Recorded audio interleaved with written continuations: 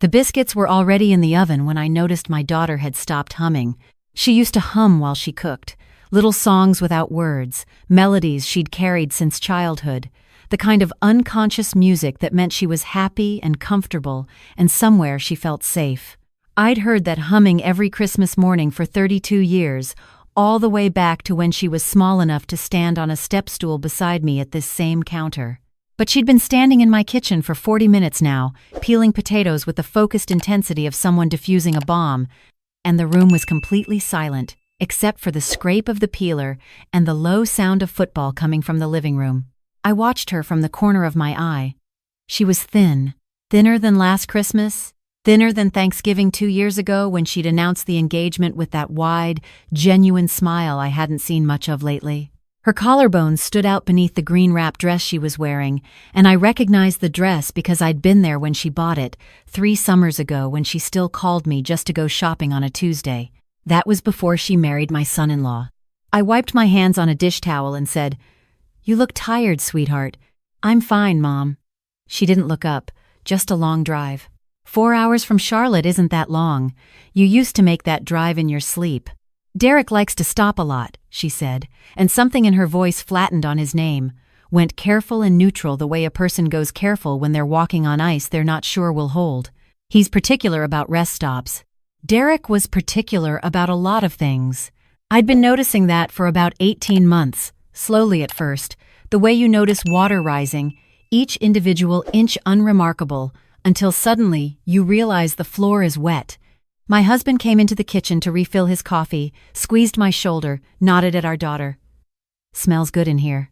He was a man who communicated mostly in small affirmations, which I had spent 40 years learning to love. He noticed nothing amiss and wandered back toward the living room, and I heard him say something to my son-in-law about the game, and I heard my son-in-law's easy laugh, the one he turned on and off like a faucet. He was handsome, my son-in-law. He was the kind of handsome that came with good posture and a firm handshake and the ability to fill any room with the impression that he was its natural center.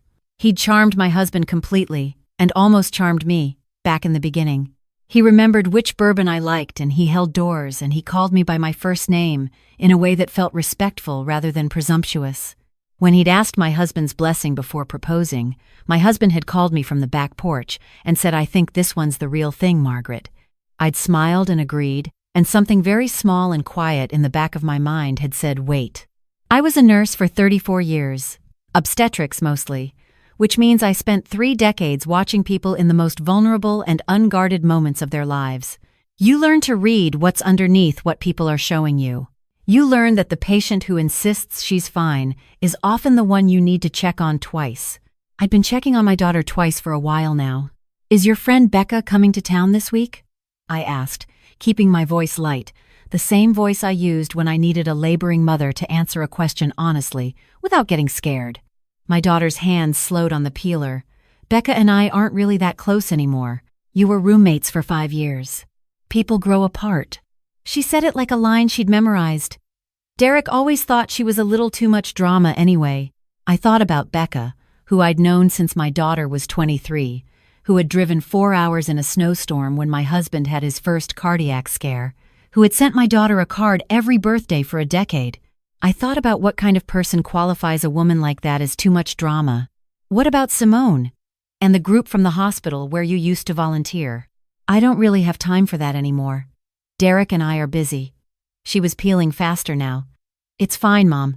We have each other and that's enough." Derek says that couples who are genuinely compatible don't need to fill their lives with outside noise. I set down the wooden spoon I was holding very deliberately so I wouldn't grip it too hard.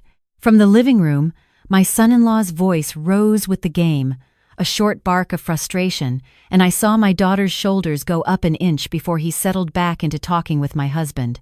She didn't relax again for a full 30 seconds. I counted. "Can you hand me the colander?" I said, and she handed it to me, and I caught a glimpse of her wrist as her sleeve shifted. There was nothing there. No bruise, no mark. I hadn't expected one. In my experience, the men who leave marks are not always the most dangerous ones. The most dangerous ones know better. Her phone lit up on the counter beside the potato bowl. She snatched it up before I could see anything, but I saw enough. The banner notification had come from her husband, and he was not 20 feet away in my living room. "Everything okay?" I said. "He just wants to know if I need help with anything." She typed something quickly and turned the screen face down. Her thumbs moved like she was apologizing. I wanted to say, "He can walk 10 steps and ask you himself." I said, "Tell him we're all set." She nodded and didn't say anything else. And for the next hour, I watched my son-in-law the way I'd been watching my daughter. I watched him touch the back of her neck when he refilled her wine glass, fingers pressing in just slightly, a gesture that looked affectionate from across the room and felt like a reminder when you were on the receiving end of it. I watched him answer 2 questions that had been directed at her, smoothly, pleasantly, the way you speak for someone who is too shy or too slow, and she let him. She sat back and let him and looked at her plate. I watched her ask him something in a low voice before she got up to help me carry dishes to the table. I watched him nod, granting permission. She didn't seem to notice she'd asked. That was the part that worried me most. After dinner, when the men had moved back toward the living room and my daughter started clearing plates, I told her I needed her help with the pie situation. "Derek can help carry," she said. "I need you specifically," I said. "Pie emergency, woman to woman." She smiled, small and uncertain, and followed me into the kitchen. I ran water in the sink and gave her a dish towel and waited until she was settled beside me, and then I said, "When did you stop going to your pottery class?" She blinked. "That was a long time ago." "You went every Thursday for 3 years. You made me that bowl." I nodded toward the bowl on the windowsill, the slightly lopsided blue one I'd put there the day she gave it to me and hadn't moved since. "You loved it." Derek thought it was a waste of time. The drive there and back was 2 hours, and he said I could be doing something more productive. She paused. "He's not wrong. It was just a hobby." "Is that what you thought? Or what he thought?" She was quiet. "Sweetheart." I turned the water off and turned to face her. I delivered this kind of conversation before, not in kitchens, but in hospital corridors, in low voices to women who had other people in the waiting room and couldn't take too long. You learn to say the true thing quickly, and without softening it into unrecognizability. "I'm going to ask you something, and I want you to think about it before you answer. When's the last time you made a decision, any decision, without checking with Derek first?" She opened her mouth, closed it. "I'm talking about small decisions. What to order at a restaurant, whether to call me, whether to go to bed when you're tired." "That's not," she stopped. Something moved across her face, there and gone, like a cloud shadow crossing fast. "That's just how we operate as a team. He's very organized. He likes things to run smoothly. I saw the message on your phone earlier." She went still. "He was asking where you were," I said. "He was sitting in my living room and he sent you a message asking where you were. He was just checking in. He does it a lot, doesn't he?" It wasn't a question.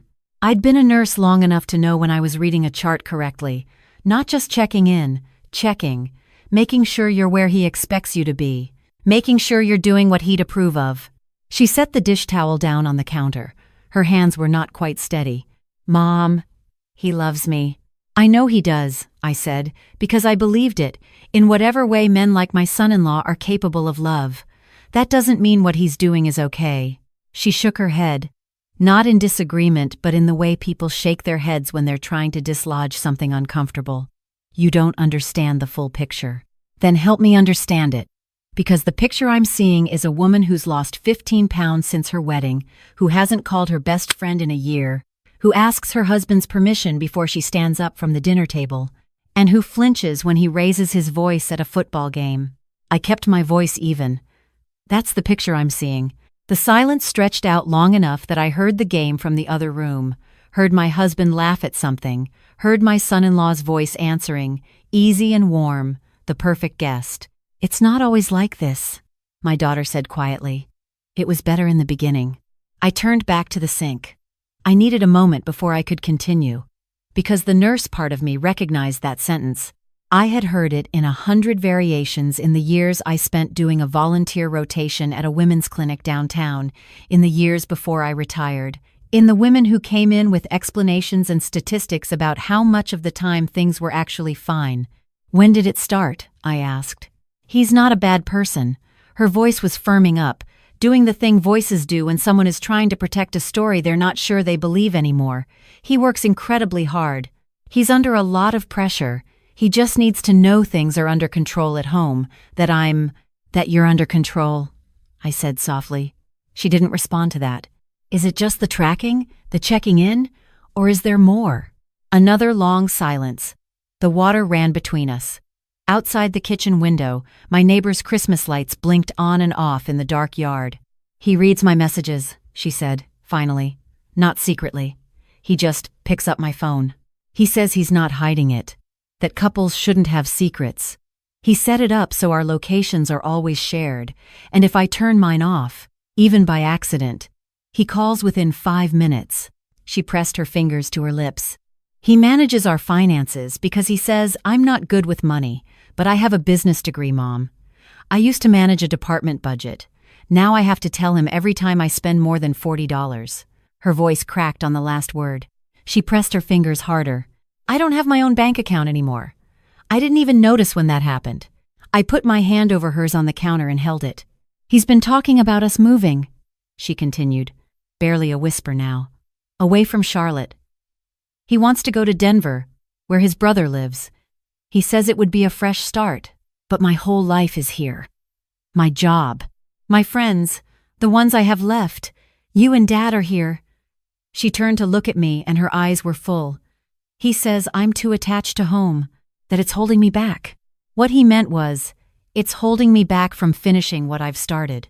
I recognized the logic because I had encountered it before, many years ago, in a different kitchen, in a different city, before I was the person I am now. I had not always been this woman. That was the thing my daughter didn't know, the thing I'd kept folded away because there had never seemed to be a reason to unfold it. I had been married once before, briefly and badly, in my middle 20s, to a man my parents had liked enormously. He had been plausible in all the right ways. The trouble with plausible men is that they're easy to disbelieve yourself about. I told my daughter this now. Standing in my own kitchen at 63 years old, I told my daughter things I had not told anyone except my husband and one therapist, and I watched her face change as I spoke. I left when I was 28, I said. By then I had no close friends, no savings of my own, no job. I'd quit my nursing program because he said the hours were incompatible with building a life together. It took me 4 years to rebuild everything I'd lost. I am telling you this not to frighten you, but because I need you to understand that I know what I'm looking at. I know every single thing you're describing. I know how reasonable it sounds when you're inside it. She was crying now, not loudly. The careful, controlled way of someone who has learned not to show too much. I don't want your next 4 years to look like my late 20s, I said. You still have time I didn't have. Your job is still there. I checked the company website last month. They promoted someone into the regional director role, but there's still a position for you there. Becca is still there. Your friend from the hospital volunteer program, the one who used to text you recipes, she texted me on your birthday because she couldn't reach you and wanted to make sure you were all right. My daughter stared at me. Laura texted you? She was worried. People who love you don't disappear just because they've been pushed away. They wait. She pressed both hands over her face and stood there for a moment, breathing. I can't leave, she said through her hands. She stopped. He'll be angry, I finished.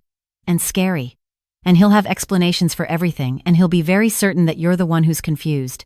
He'll call your father. He'll call his family. He'll tell the story in a way that makes sense and makes you sound unstable. I waited until she lowered her hands and looked at me. I know, sweetheart. I know exactly what comes next. That's why we're going to do this carefully. She was shaking now in the way I'd seen before, the particular trembling of someone who has been holding themselves very tightly for a very long time and has suddenly been given permission to let go.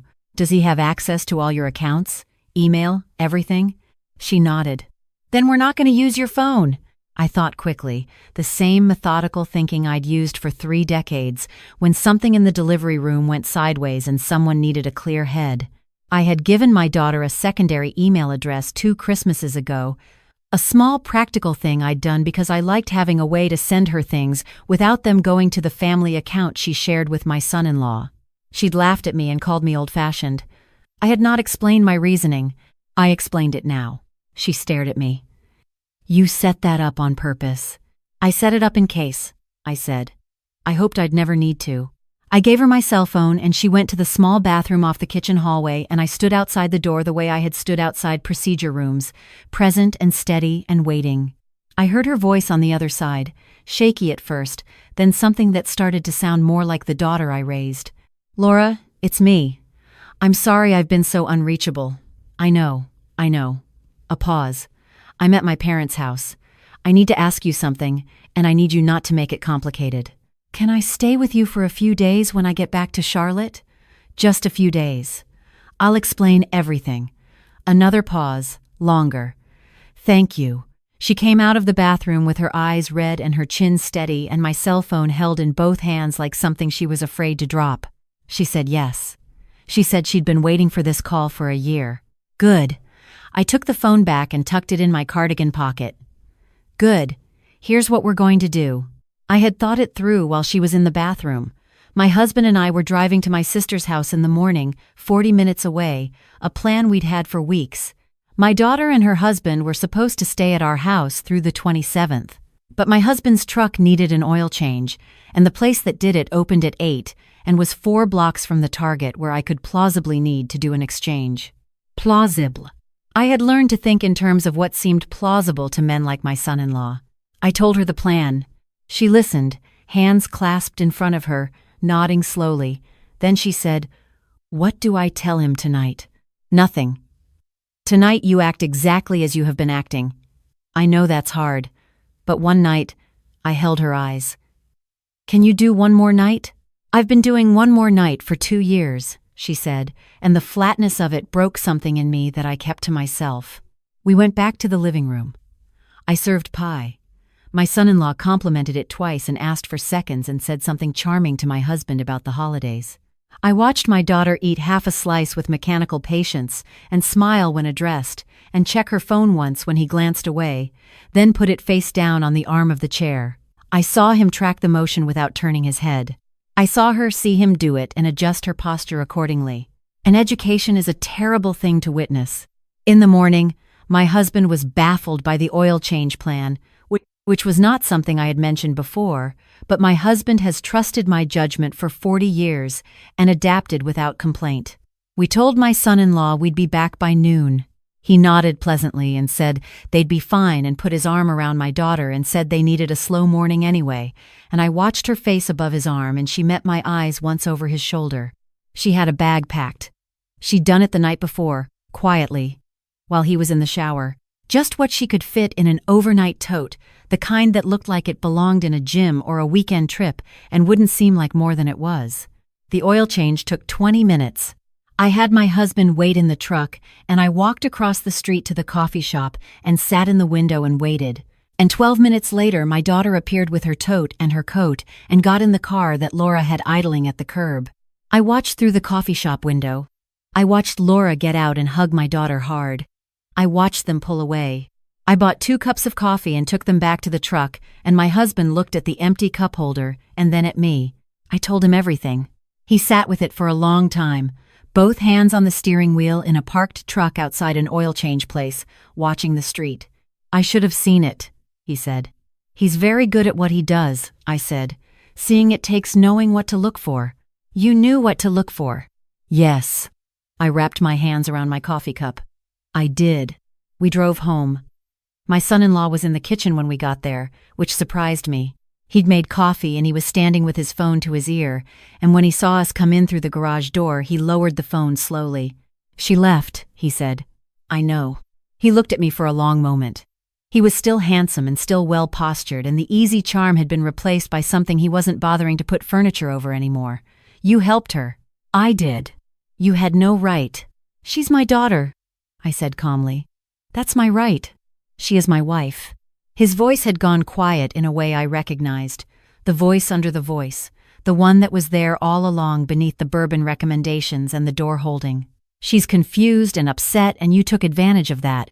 When she calms down, she's going to feel completely humiliated that she let this happen, and that's on you." I was 63 years old. I had delivered more than 4,000 babies. I had held the hands of women who were terrified and helped talk them through things that felt impossible. I had survived my own particular version of what my daughter had been living, and I had come through it and built a life I was proud of, and I was standing in my own kitchen, and I was not interested in being managed. She left a marriage that was making her disappear, I said. That's not confusion. That's clarity. You don't know what our relationship. I know she asked your permission to use the bathroom at a family dinner. I kept my voice even, not unkind, just clear. I know she hasn't talked to her best friend in a year because you told her the friendship was drama. I know she had a bank account she no longer has access to, and a career path she no longer has access to, and a pottery class she loved that she gave up because you called it a waste of her time. I watched his jaw tighten. I know she lost 14 pounds in a year from anxiety. I know she checked your location in the parking lot of my church when we went to the Christmas service last year and then lied to me about who she was texting. I have been watching you take my daughter apart piece by piece for 2 years, and I should have said something sooner. That's on me. He stared at me. The handsomeness had gone entirely, the way a stage set looks wrong when you see it from the wrong angle. She'll come back, he said. She needs time, but she'll come back. Maybe. I picked up the coffee cup he'd left on my counter. I put it in the sink. But that's going to be her decision, made freely, without anyone tracking her location or reading her messages or telling her what she thinks. I ran the water. If you want to get yourself into therapy, serious therapy, and spend a long time doing the work of understanding why you operate this way, then maybe there's a conversation to be had. But that's a long road, and it starts with you, not with her coming home. He left that afternoon. He was controlled about it, which was its own statement. The bag carried smoothly to the car, the deliberate casual goodbye to my husband, the even-toned certainty delivered at the front door that I had made an error I would regret. I nodded and thanked him for the visit and closed the door. My husband put his arm around me. "You okay?" he said. "I've been better," I said. "I've also been worse." In the weeks after, my son-in-law sent my daughter somewhere between 40 and 60 messages a day, which decreased to 30 and then to 10 and then to a few a week as the restraining order took effect, and his attorney apparently explained to him that a pattern of contact could become part of a legal record. He called me once, 14 days after Christmas, and I let it go to voicemail. He said he wanted me to understand his perspective. I did not call back. My daughter stayed with Laura for 3 weeks and then moved into a small apartment with a second bedroom and a parking lot with good lighting, paid for with money from an account in her own name, opened at a credit union my son-in-law had never heard of. She went back to work in January, and her old director gave her a standing ovation in the middle of the break room when she walked in, which made her cry in a way she told me later felt completely different from all the crying she'd been doing for 2 years. The kind that comes out of being surprised by love instead of afraid of anger. She called me on a Tuesday in February, just to talk, not about anything in particular. We talked for an hour about a book she'd started reading, and a plant she was trying not to kill, and the pottery class she'd found near her new apartment, Thursday evenings, beginner's welcome. "I signed up," she said, and she sounded like herself. "The real version, not the performance. First class is next week. Are you nervous?" "A little." A pause. "But I want to. I actually want to." "That's the part that's strange, Mom. I've been doing things for so long because I was supposed to, or because I was scared not to, and now I keep noticing that I want things. Little things. It's like a muscle you forgot you had." I sat down at my kitchen table. Through the window, the February light was thin and pale, and the neighbor's yard was bare. In about 2 months it would come back. "It comes back fast once you let it," I said. "Faster than you'd expect." She made a sound that was not quite a laugh and not quite a cry, and was somehow better than either. My husband's birthday is in March, and she drove up for the weekend, all 4 hours, by herself.